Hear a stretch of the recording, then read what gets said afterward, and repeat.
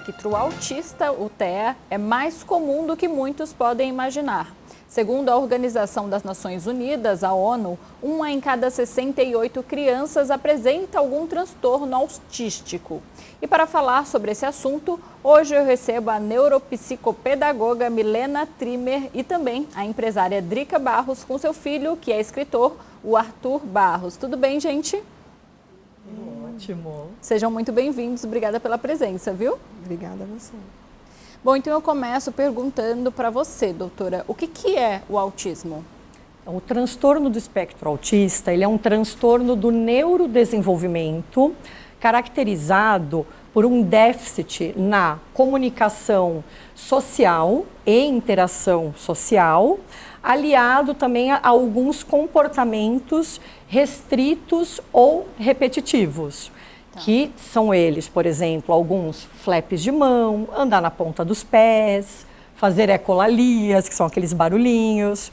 E esse comportamento e interação social, verbal e não verbal, ele inclui não apenas os indivíduos que não falam, ele inclui também algumas sutilezas da comunicação social, como, por exemplo, participar de uma conversa e dar essa devolutiva da conversa, entender piada, entender algumas sutilezas. Sim. E ele é muito amplo, por isso que chama espectro. Essa palavra, é exatamente isso que eu ia te perguntar. Hoje a gente fala de TEA, né, que é transtorno do espectro autista. Por que espectro? O termo espectro, ele é utilizado justamente para caracterizar os indivíduos que estão, a gente pode pensar em duas pontas. Dentro do espectro, de acordo com o nível de suporte de cada indivíduo, nós temos indivíduos aqui numa ponta, que são os indivíduos chamados de nível 1 de suporte, que necessitam de pouco suporte para atividades da vida diária. Nós temos os indivíduos do nível 2, que estão aqui no meio, que eles precisam de um suporte um pouquinho mais substancial, e os do nível 3, que eles precisam de um apoio muito substancial para atividades da vida diária, para comunicação. Então, por isso que ele é um espectro, porque engloba pessoas... Várias pessoas, em todas as pontas. Entendi, muito bem. Drica, o Arthur, ele foi diagnosticado com que idade? Com 5 anos e 8 meses, quase 6 anos de idade, né? Tardio, né? Muito tardiamente. É considerado tardio, né? Sim. O que você percebia no Arthur que você levou ele até procurar ajuda para realmente fazer esse diagnóstico?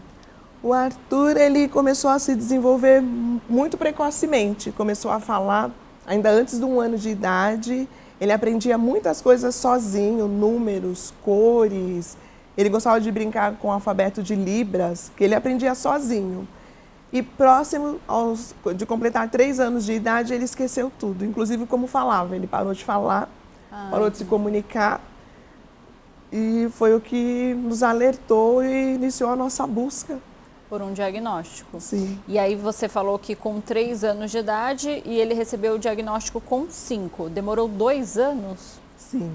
Foram muitas consultas, exames laboratoriais, questionamentos. Muitas pessoas falavam, mas ele está assim porque vocês mimam.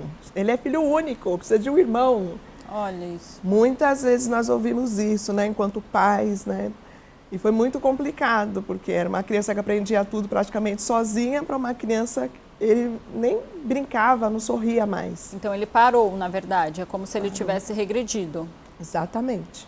Agora, isso que ela falou, doutora, é interessante que a Drica falou, porque no meu entendimento, que sou leiga sobre o assunto, por exemplo, algumas crianças com o espectro, elas têm essa questão da fala, mas Sim. Eu não pensei, não sabia que, por exemplo, a criança falava e se desenvolvia e em algum momento parava. É comum? Sim, é comum. Isso acontece por uma questão chamada poda neural. todos os indivíduos, todas as pessoas, a partir do momento em que a gente nasce, uma criança pequena, vamos pensar, por exemplo, de 1 ano a 2 anos, a criança está ali no seu desenvolvimento pleno, aprendendo habilidades de falar, andar, começando ali a socialização com a família. Sim. E essa poda neural, ela é uma acomodação dos neurônios, que ela acontece principalmente por volta dos 18 meses. A gente tem uma poda neural importante. E o que ela é? Falando de uma forma simplificada, aquelas habilidades que a criança usa mais, ficam ali os neurônios todos trabalhando nessa parte, e aquilo que a criança não usa, meio que é colocado de lado.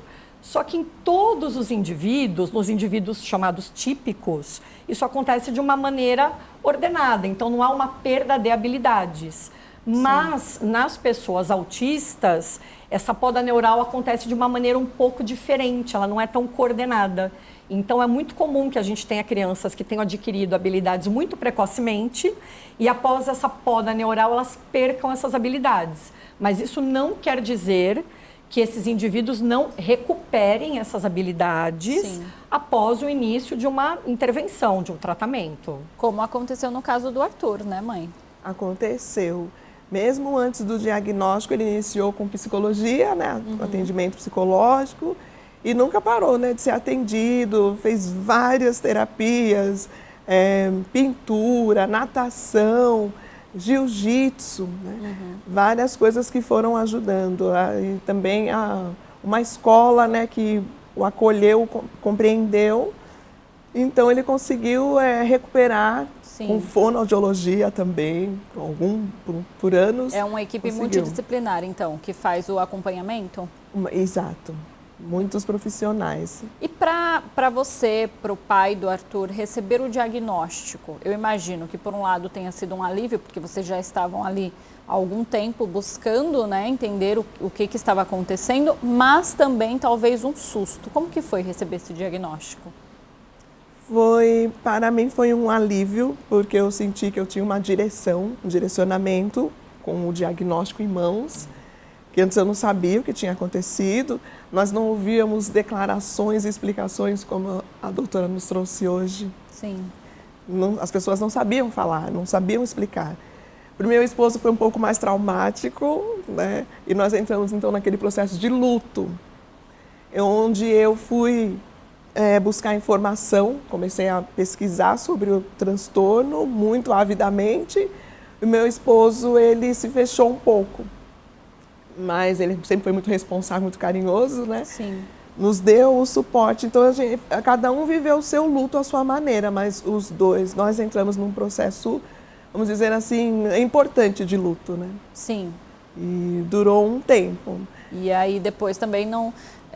ao mesmo tempo que eu acredito que vocês passaram por esse processo, vocês ainda tinham que tocar a vida de vocês para frente, até para dar continuidade ao tratamento do Arthur, né? Exato. Acontece também muito, de forma comum, eu, como muitas mães, parei de trabalhar para ficar com o Arthur. Sim. E o meu esposo aumentou, ele tinha 3 empregos, ele passou a ter 3 empregos. Nossa. E isso é bastante comum, esse tipo de uma tentativa de reestruturação, né?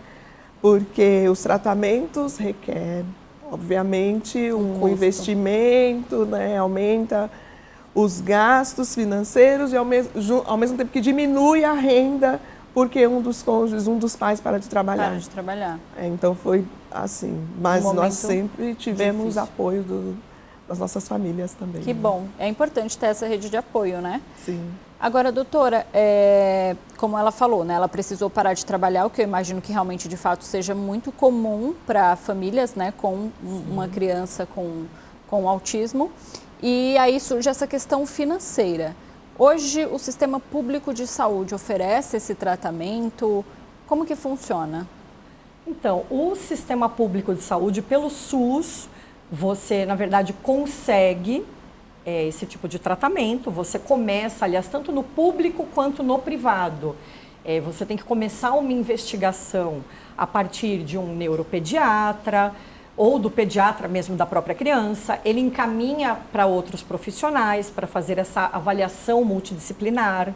Então, encaminha para psicólogo, para fono, para psicopedagogo, terapeuta ocupacional, para a partir daí direcionar o tratamento. O SUS ele oferece, só que a gente sabe que é muito complicado, porque o tempo é muito maior. Não necessariamente as terapias acontecem na intensidade que deveriam acontecer para aquela criança. Então, o mais comum é que as famílias busquem as clínicas multidisciplinares privadas, até pela agilidade do atendimento. Porque aí numa clínica multidisciplinar, a gente já tem esses profissionais todos em um mesmo ambiente, consegue acelerar esse processo da avaliação e, consequentemente, da elaboração de um laudo, porque também sem esse laudo, como autista, a criança e a família não conseguem exercer vários direitos que a lei nos garante. Sim. A gente já tem lei Berenice Piana, já temos diversas leis que garantem ao indivíduo autista todos esses atendimentos Um aparato, né? e vários outros benefícios. Sim. Só que passar nessas clínicas multidisciplinares não é algo barato, não é algo acessível para todos.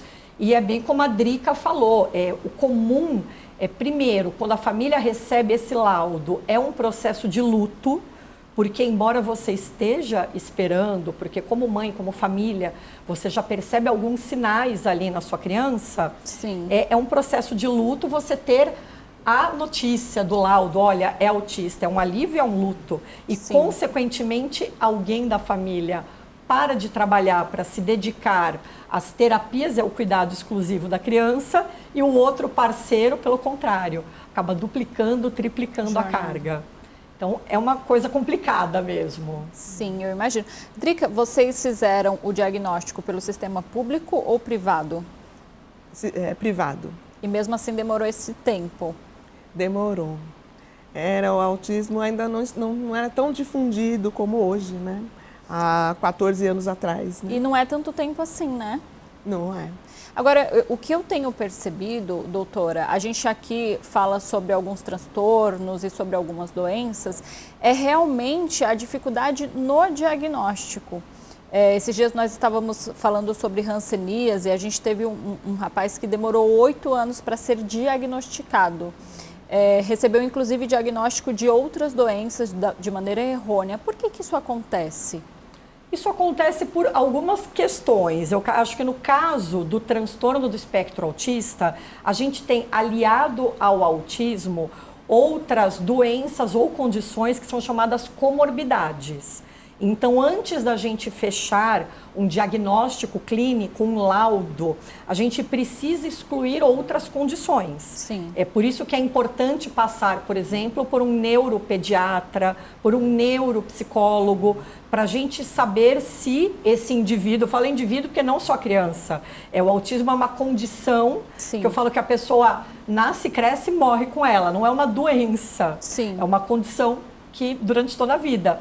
Então, assim, esse caminho, às vezes, é um pouco mais demorado para excluir as questões físicas. Entendi. Porque associado ao autismo pode ter, por exemplo, algumas condições médicas como epilepsia, paralisia cerebral, podem ter alguns transtornos psiquiátricos, deficiência intelectual ou não, TDAH. Mas hoje em dia isso já é muito mais rápido. É como a Drica falou, 14 anos atrás não era tão difundida a questão do autismo. Não era todo mundo que tinha acesso a essas informações. E eu acho que principalmente, eu acredito que no pós-pandemia, isso começou a vir de uma maneira muito mais forte e muito mais facilitada para todos. Muito bem. A gente está falando hoje sobre o autismo aqui no Alesp Cidadania. Daqui a pouco a gente vai continuar falando sobre diagnóstico, sobre tratamento.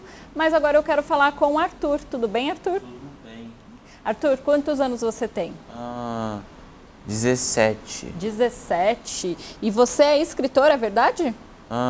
Sim. Esse livro aqui foi você que escreveu? Sim. Gente, esse livro aqui é A Dona Corujinha Livro muito bonito. Esse foi o seu primeiro livro? Sim, foi. Você lembra quantos anos você tinha quando você escreveu ele? Sim, eu tinha 11. 11 anos? Você é muito inteligente, parabéns, viu? Sim. Deixa eu mostrar aqui para quem está em casa. O livro, Arthur, Dona Corujinha, fala da história da corujinha, é isso? Sim. E os desenhos, quem faz? Eu. Você também? Sim. Que legal! Desde que idade você desenha, você lembra? 11 anos. Nossa, bastante tempo, né? Sim. Você sabe quantos livros você já escreveu? Você tem essa conta? Já. Eu fiz um... Tá no nome. A Dona Corujinha, o Canguru Elétrico, Os Novos Amigos, os Sandubas, o Leãozinho Faminto, O que é Capitalismo, E agora? Delirium Miss U, E Uma Aventura Espacial. Você tem vários livros, então, né? Tem um livro aqui que eu vou pedir para a Drica segurar, que é esse que é em inglês, é isso? Isso. Fala um pouquinho desse livro pra gente, Drica. Esse livro, Delírio Mizu, é em razão dos 5 anos da Dona Corujinha. Legal. E a gente está fazendo agora a versão em inglês. A versão foi feita por um adolescente com altas habilidades, superdotação, doutora. Bacana. Ele fez a versão em inglês. E esse livro aqui é o que para todo mundo, né, Arthur? Porque ele vem junto com um vídeo em Libras. Ai, que legal. Vem também com um áudio, o audiolivro, e ele tem a fonte ampliada para que todos possam conhecer essa história maravilhosa, que inclusive deu o recorde brasileiro para o Arthur, né? Ah, é? Como o mais jovem autor autista a publicar, ele recebeu esse troféu. E você ficou feliz, Arthur, com esse Sim, troféu? eu fiquei.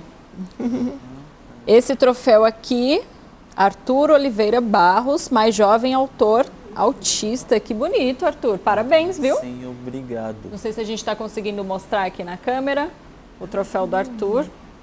Muito legal. Arthur, você também faz parte da Academia de Letras, é isso, mãe? Sim, o ano de 2021, Arthur recebeu o diploma de membro de honra da Academia de Letras, Artes e Cultura do Brasil, que tem a sede em Minas Gerais. E como que vocês se sentem com o Arthur tendo tantas conquistas assim? Ele é um menino jovem, né, 17 anos, e é um menino muito inteligente, né? Ele tem se mostrado muito inteligente. Claro, todo pai, toda mãe ficaria extremamente orgulhoso, mas eu imagino que esse processo de conquista e de lutas para vocês tenha um significado também um pouco maior, né? Sim, é verdade. Nos ensina muitíssimo. Hoje nós enxergamos de forma diferente a pessoa que tem o diagnóstico tanto do TEA, como, por exemplo, de deficiência intelectual, que o Arthur também tem. Ele também tem deficiência intelectual. Então, hoje, além de pais orgulhosos, nós somos pessoas que vê a sociedade de uma forma diferenciada, diferente, né? Uma forma diferente. Porque uma pessoa com deficiência intelectual pode ser autor de livros. Sim. Uma pessoa que tem autismo pode fazer palestra. Com certeza. Então é muita alegria. Eu imagino. E como que a gente encontra os livros do Arthur? Por causa dele, nós criamos uma editora, e abarroseditora.com, o site. Como que é? Pode falar pra gente? abarroseditora.com. abarroseditora.com, tá ótimo. Isso. E onde é possível encontrar livros do Arthur e de outros autores com deficiência. Muito Nós bom. nos tornamos uma editora inclusiva. Temos autores com paralisia cerebral, autores autistas, com outras questões, que nos procuram, assim que conhecem a história do Arthur, nos procuram para publicar. Muito legal. Arthur, da onde que você pensa os seus personagens? Como que você teve a ideia de pensar numa corujinha? Você gosta de coruja? Sim, eu gosto. Ai, que legal. E esse livro em inglês? Foi você que escreveu? Sim, Você fala inglês? eu falo. Só um pouquinho, né? O filho? que Só um que pouquinho. Eu não falo nada em inglês. Fala pra mim o que significa o título do livro. The Little, Delirium Miss U, que significa? a Dona Corujinha. A Dona Corujinha, gente. E eu não sei traduzir, mas que bom. Obrigada. Então, é esse livro aqui só que em inglês e com essas versões que você falou, Drica. Sim. Libras, uma doutora que nos acompanha, parceira nossa, fez o vídeo, um audiobook, pensando nas pessoas, né, cegas e de baixa visão, e a fonte ampliada para as pessoas de baixa visão que querem aprender inglês. Né? Sim, muito bom. Agora, o que está me chamando a atenção é esse livro aqui sobre capitalismo, que é um tema muito interessante. De onde que surgiu a história, a ideia de escrever sobre o capitalismo? Você quer falar um pra pouquinho, gente, Arthur? Só como que você fez esse livro? Fala para ela bem bonito, bem devagar, bem alto. Eu fiz o que é capitalismo de uma das aulas adaptadas de história. Que legal. Esse livro, para a gente, ele é um registro que mostra a importância da inclusão escolar e da adaptação de matérias. Porque, através das aulas adaptadas, o Arthur fez esse livro que a gente consegue compreender o capitalismo de forma bem direta, lúdica, e todos aprendem a importância da inclusão e a adaptação. Muito bem. É isso. Arthur, Ele desenhou. Parabéns pelos seus livros. Obrigado. Tá, pela editora também. Eu vou entrar depois lá no site de vocês e vou mostrar para o meu filho. Eu tenho um filho de 5 anos. É muito interessante para a criança os seus livros, viu? Parabéns. Sim, obrigado. Agora, doutora, a gente vê que o Arthur ele é muito inteligente. Sim. E ele socializa bastante. A gente pode... Isso é devido às terapias que ele passa, ao apoio da família também. Esse desenvolvimento é por conta realmente do tratamento? Sim, na verdade eu falo que é um combo. Né? Todas as crianças, principalmente criança, quando é diagnosticada, até pela questão dos níveis de suporte, Sim. eles existem mais como um termo para facilitar entre os profissionais. Mas uma criança que, por exemplo, começa num nível de suporte maior, nível de suporte 3 ou 2, quando recebe um laudo como autista, a partir do momento em que ele começa terapias e intervenções voltadas para aquilo que ele já tem maior facilidade e para alguns pontos que ele precisa melhorar, o desenvolvimento é muito rápido. E isso acontece com essa parceria, escola, família e clínica. Essa questão da inclusão que a Drica falou é essencial, é algo que eu bato muito como neuropsicopedagoga, é muito essa parte da inclusão das escolas. Sim. Porque os autistas e pessoas com quaisquer tipos de deficiência, paralisia cerebral, deficiência intelectual, têm total capacidade de aprender e compreender não só matérias da escola, mas assim, o mundo. Sim. Eles só têm uma maneira diferente de aprender e de enxergar as coisas. Sim. Mas com a adaptação, com as terapias certas, com essa inclusão escolar e essa parceria, eles têm capacidade de conseguir de ser qualquer coisa. Eu falo isso para as minhas crianças e adolescentes. Falo, olha, vocês podem ser o que vocês quiserem. E para as famílias também, porque o que a Drica comentou dessa solidão das famílias é uma questão que pega muito em consultório. Sim. Porque as famílias falam, puxa, mas será que meu filho vai, desde habilidades mínimas, meu filho vai conseguir falar? Meu filho vai conseguir estar em sala de aula? Elas vão pensando no pequeno, até para falar, puxa, mas será que meu filho vai conseguir aprender alguma coisa, um trabalho? Ter amigos. Vai conseguir ter amigos, vai conseguir, de repente, se virar sozinho, fazer uma comida, aprender a fazer um arroz, a fritar Sim. um ovo. E sim, eles têm capacidade de aprender qualquer coisa. Sim. E isso é muito bacana, né, Drica? Eu falo verdade. muito isso, é um alívio para as famílias. Muito bom. Arthur, e os seus amigos? Você tem algum amigo que você... Seu melhor amigo que você pode falar o nome pra gente? Sim. Como que é o nome dele? Gustavo. O Gustavo? Você conhece o Gustavo faz tempo? Sim, faz tempo. Você conheceu ele aonde? Na escola. O Gustavo é legal? Sim. Mas você tem mais amigos além do Gustavo, né? Sim, uhum. Que bom. E Drica, é importante essa questão, a doutora falou sobre inclusão, e a gente sabe que esse é um debate muito importante, porque já houve pessoas que defenderam, por exemplo, que crianças com autismo ou com qualquer outro transtorno devessem ter um ensino separado, e há também muitas pessoas que defendam que não, que na verdade tem que ser ali junto com todo mundo. Como que foi esse processo escolar do Arthur? O Arthur sempre esteve matriculado em escolas regulares. Eu falo escolas no plural porque antes do diagnóstico, antes do laudo, ele ficava mudando de escola.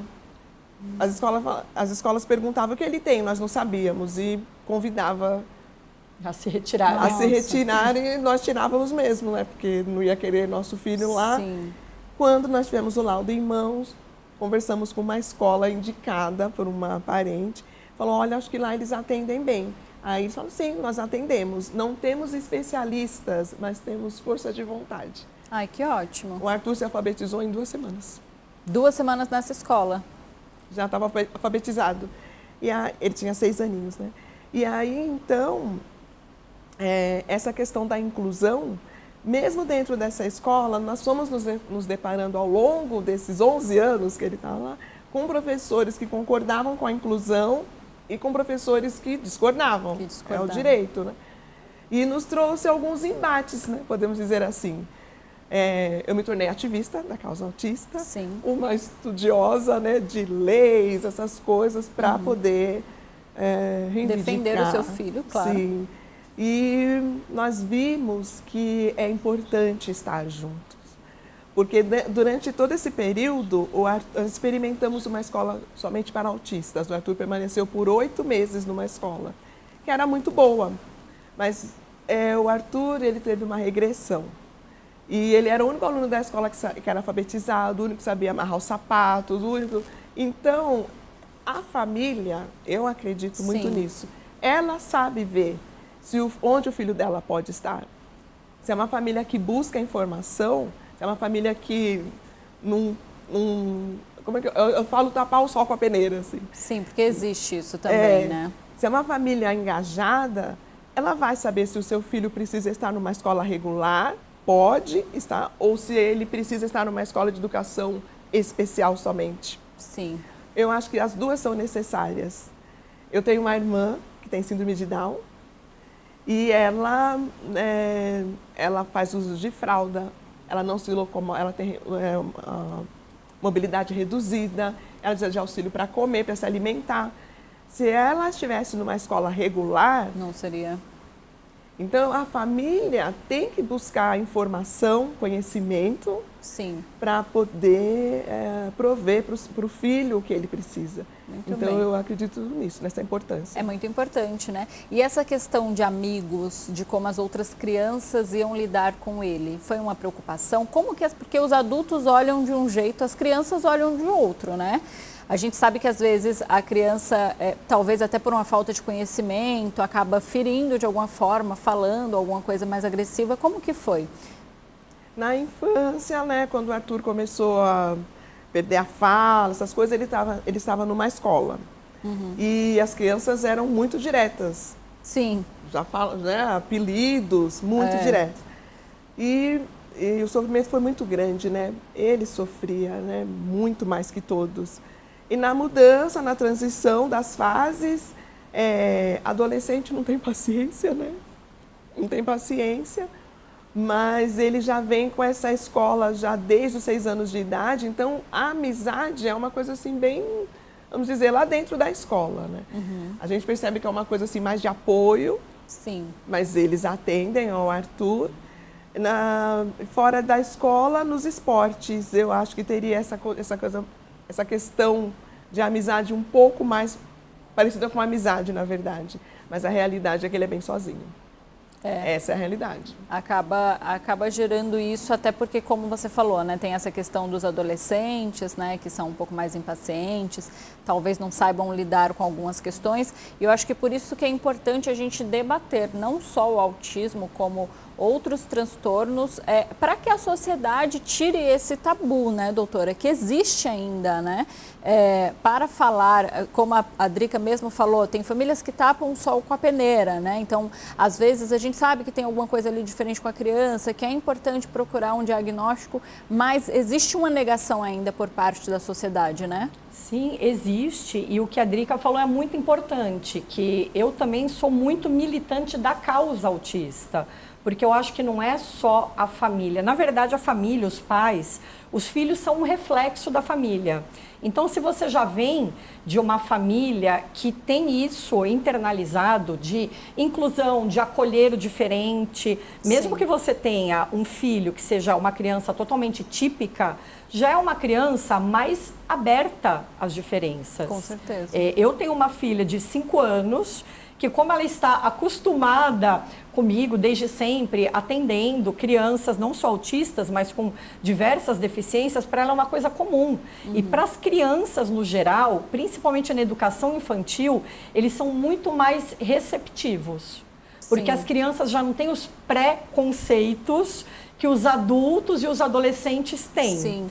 Então, por isso que é muito importante essa capacitação até dos educadores nas escolas públicas e privadas, porque para fortalecer essa parceria escola, família e clínica, precisa estar todo mundo muito bem sintonizado. Sim, quando a gente fala de educação, é um tema que a gente sempre debate aqui, porque muitas pessoas acreditam que alguns assuntos não devem ser debatidos e abordados com as crianças, mas, na minha visão, é muito pelo contrário, né?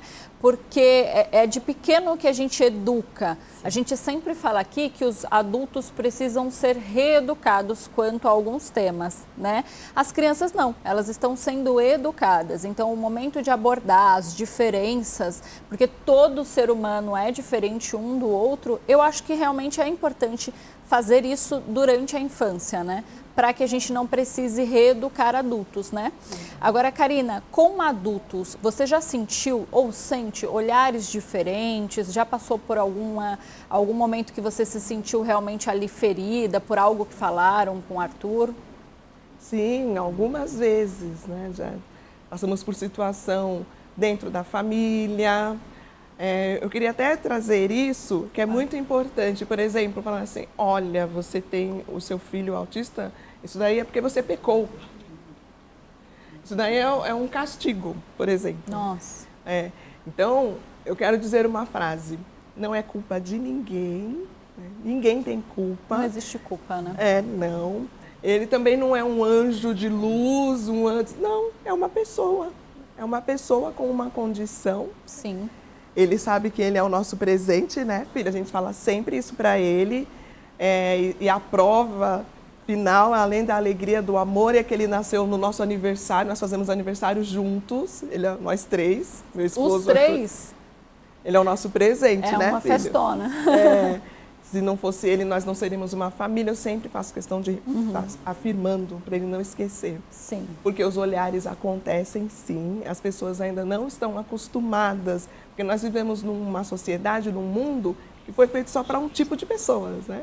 Sim. Eu costumo falar que se pensássemos em todos, talvez nós não conhecêssemos o degrau, por exemplo. Sim. Talvez não existisse degrau no mundo, não sei, né? É verdade. Pode ser, né? Porque a rampa atende a todos, né? Sim. E é legal que você falou assim, olha, eu sou militante desta causa. E aí a gente fala de alguns direitos, a gente está numa casa de leis aqui, a Assembleia Legislativa de São Paulo, e eu quero citar o projeto de lei 702 de 2021, que estabelece a emissão gratuita da carteira de identificação para pessoa com transtorno do espectro autista. Por que é importante que exista essa carteira de identificação, Drica? É importante pelos direitos. Por exemplo, o Arthur, como ele tem essa comunicação um pouquinho, vamos dizer, comprometida, né? Na questão do terra, às vezes ele não sabe dizer, isso é um direito meu. Sim. Mas uma identificação vai trazer isso. Uma vez que fez muita falta para nós, foi numa fila de banco. O Arthur é muito tranquilo, mas naquele dia ele se desorganizou. Porque a fila demorou muito. Sim. Nós não tínhamos ainda essa questão de ter a fitinha do autismo nos estabelecimentos, existe, né? tudo é. Foi de manhã, ele se desorganizou de manhã, ele não conseguiu fazer mais nenhuma terapia durante o dia, ele não ficou bem o resto do dia. Não ficou bem. Então, quando nós temos conhecimento do nosso direito e o documento para provar para aqueles desavisados, vamos dizer assim, Sim. pode-se evitar muita coisa. É Com muito certeza. importante isso. Agora, falando ainda de leis, tem alguma que você acredite, que você fala, essa lei me ajuda muito, é essencial?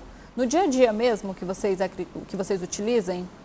A da Berenice Piana, que a doutora trouxe, a 12764, né, que a partir de 2012 a pessoa autista foi equiparada à pessoa com deficiência, antes dessa lei não era assim. E a LBI, né, a Lei Brasileira de Inclusão, se eu não me engano é 1346, esqueci agora, de 2015, que é muito importante. Por exemplo, a escola que o Arthur estuda tem lá os profissionais de AEE, né, de assistência à educação especial.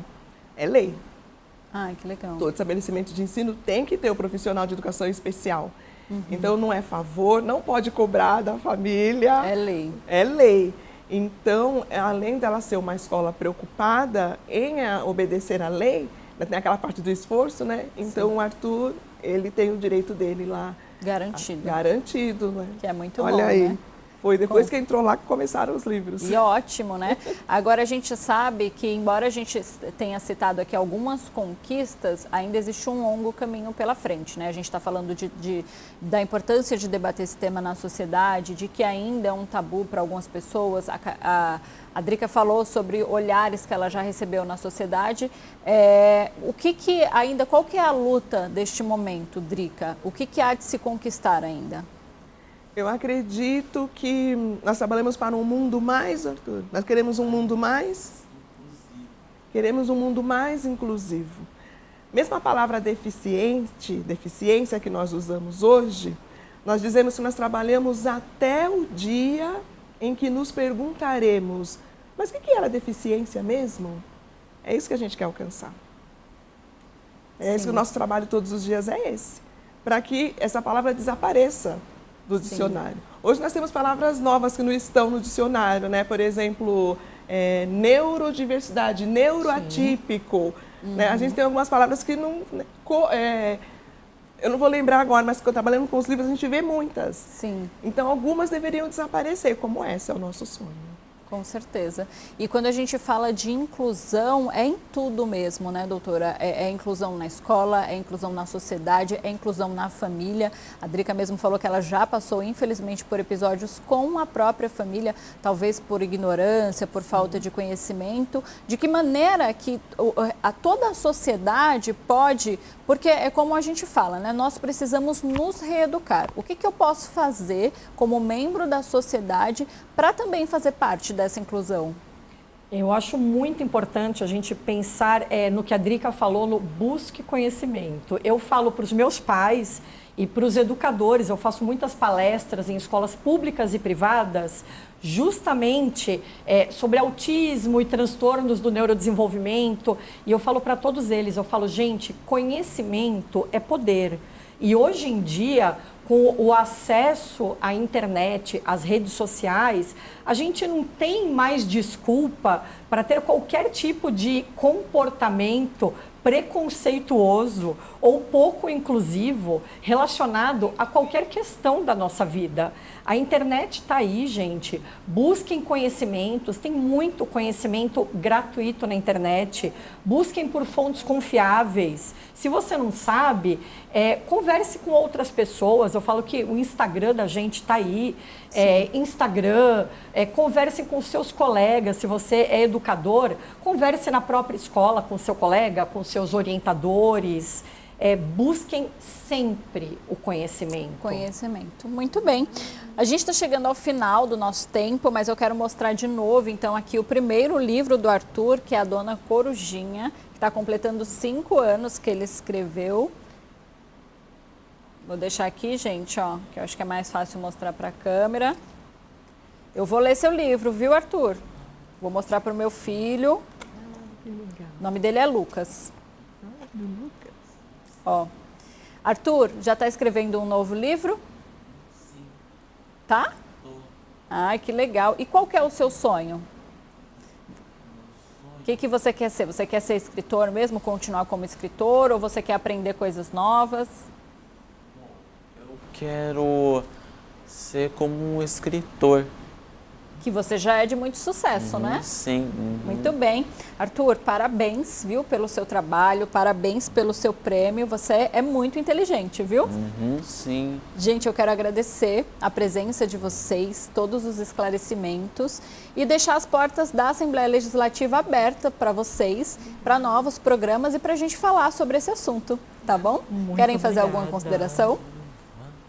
Eu gostaria de agradecer essa oportunidade incrível, falar que é uma honra para nós estarmos aqui. Eu confio muito no meu estado de São Paulo.